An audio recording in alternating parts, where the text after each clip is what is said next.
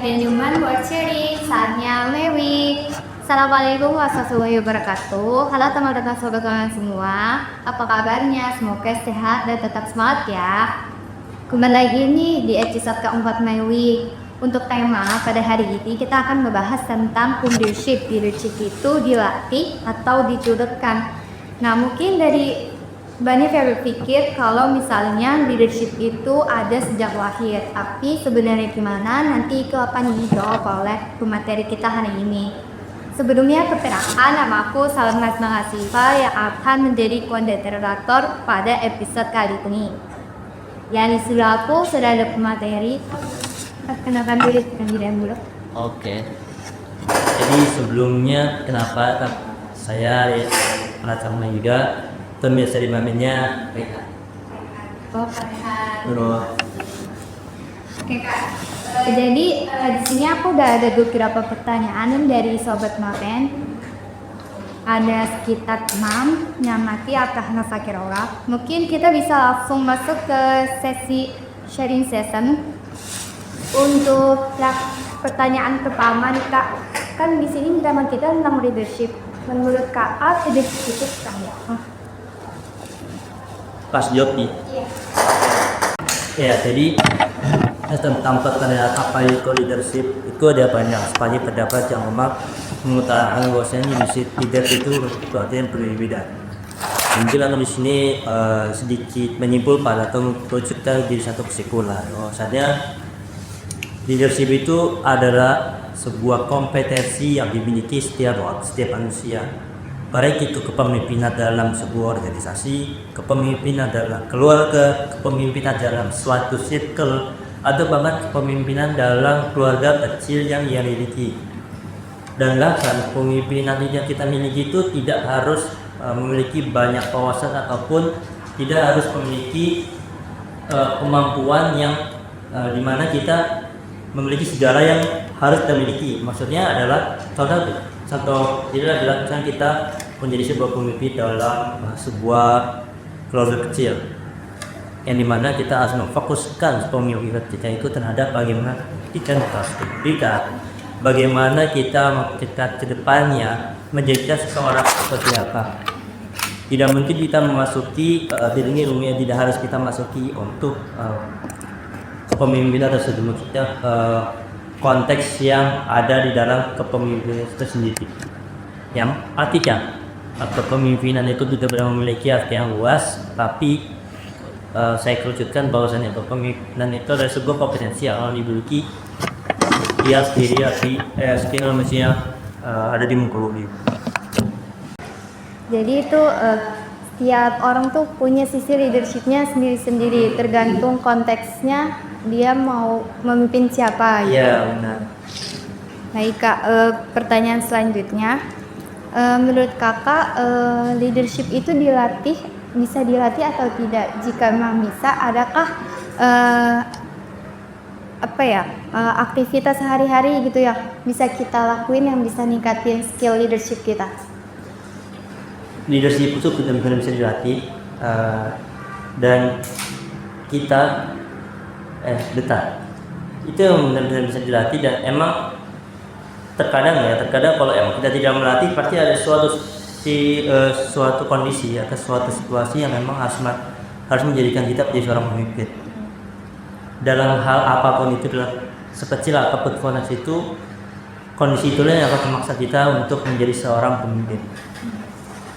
Dilatih adalah bentuk dukungan seseorang yang sudah emang memiliki kepemimpinan dari lahir. Maka dari itu kepemimpinan itu bisa dilatih. Jiwa pemimpin dari setiap orang itu kecil, apinya, dan kita bisa perbesar hal tersebut melalui pelatihannya emang sudah ditawarkan dari banyak platform.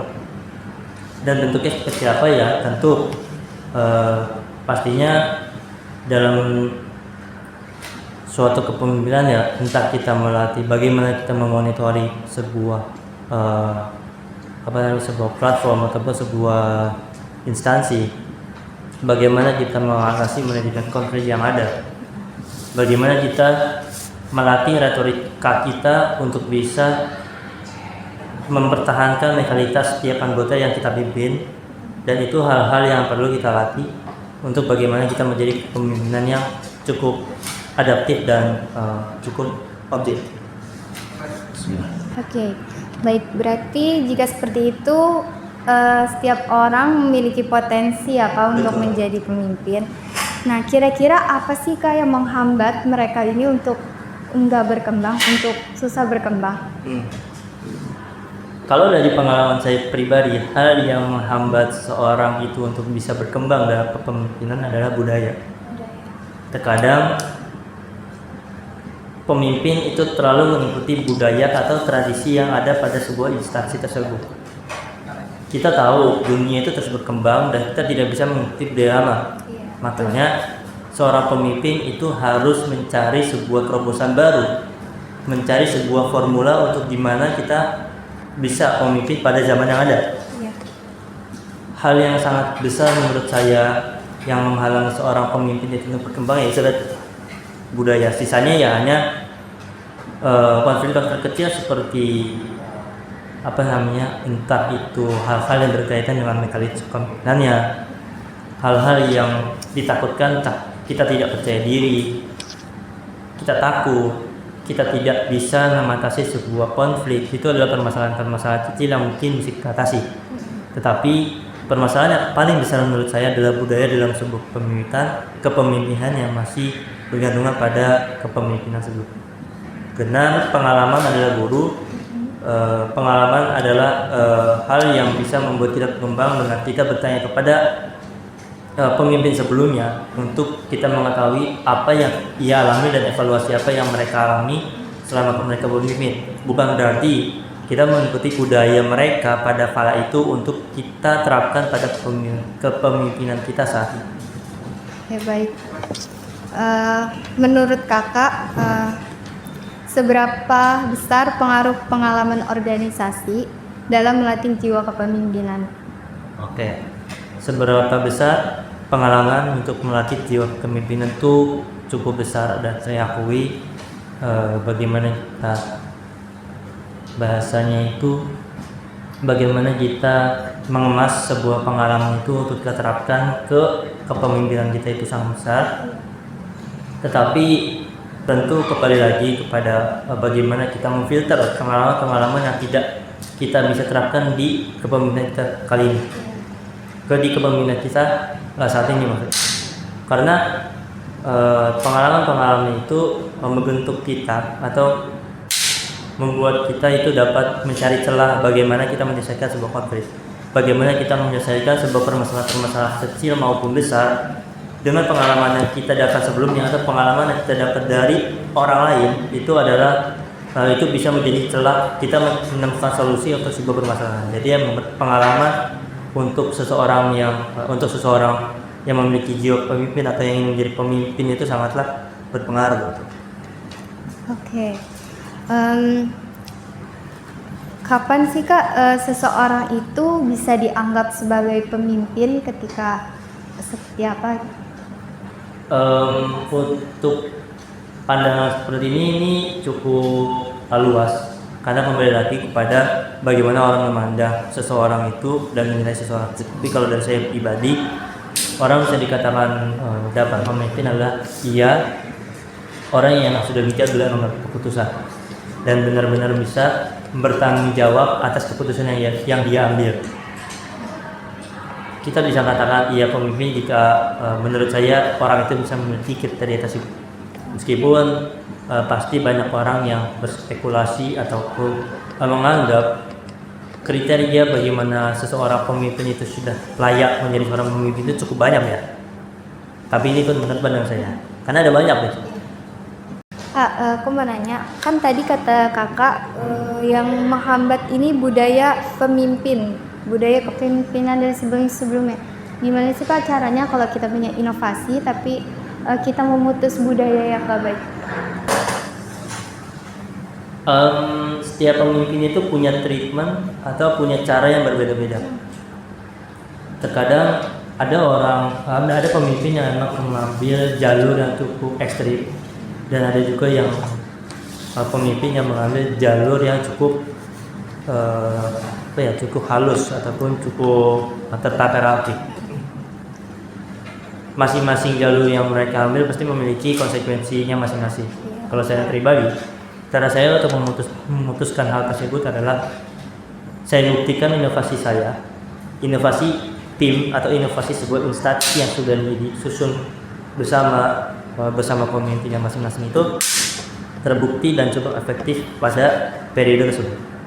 Yang pada akhirnya budaya yang sebelumnya ada dengan inovasi baru ini itu tertutupi. Karena inovasi yang kita buat ini sudah kita buktikan dan terbukti bahwasannya hal ini lebih efektif dan lebih bagus dibandingkan budaya yang ada. Itu bagi saya, cara saya begitu.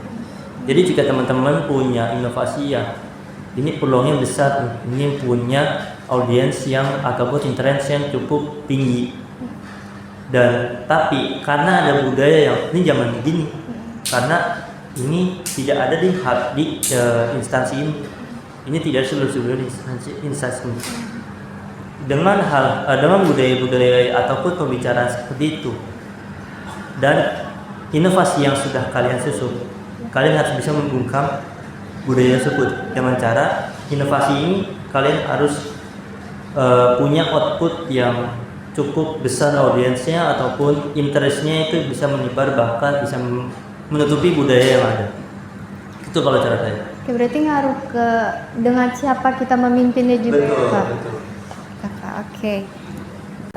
Kan menurut kakak tadi itu leadership itu kompetensi yang dimiliki setiap orang. Kira-kira kompetensinya boleh dijelaskan seperti apa, Kak? Kompetensi yang harus dimiliki. Oke. Jadi dalam mungkin saya mengacu pada dunia pendidikan bahwasannya setiap manusia itu memiliki 3 ranah. Yang pertama itu kognitif, afektif, dan psikomotorik. Kognitif, afektif, dan psikomotorik.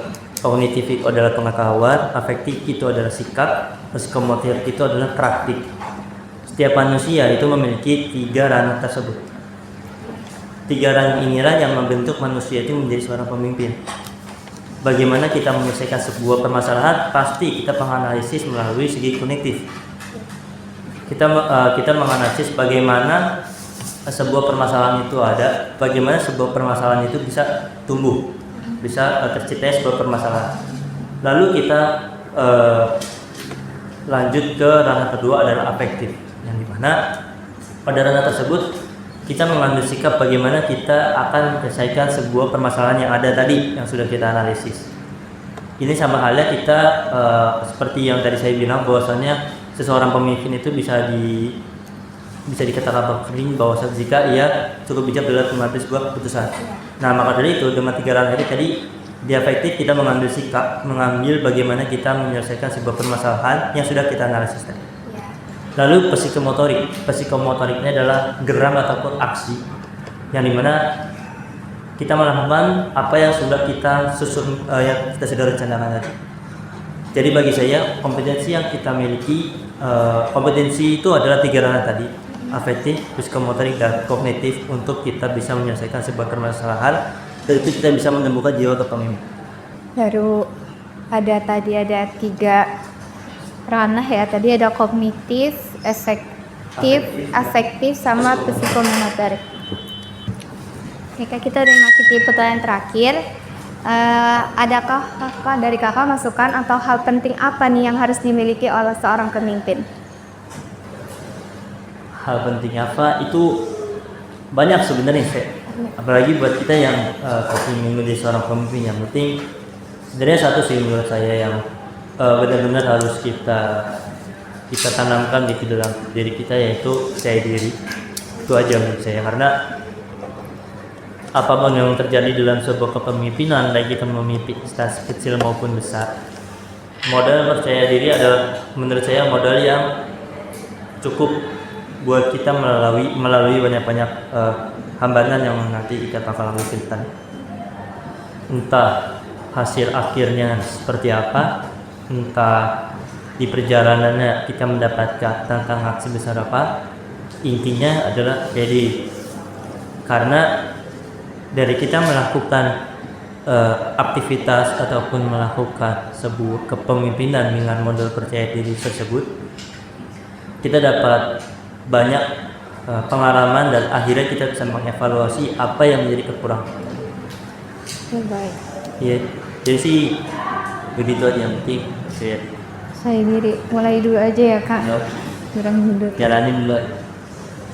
Oke, terima kasih kepada Kak Raihan yang telah menjawab pertanyaan-pertanyaan dari Sobat Mamen. Terima kasih juga kepada Sobat Mamen yang telah bertanya, memberikan pertanyaannya. Semoga bermanfaat, menambah wawasan untuk kita semua. Dan jangan lupa nonton Mewing episode selanjutnya. Assalamualaikum warahmatullahi wabarakatuh. Manajemen Word Sharing, saatnya Mewing.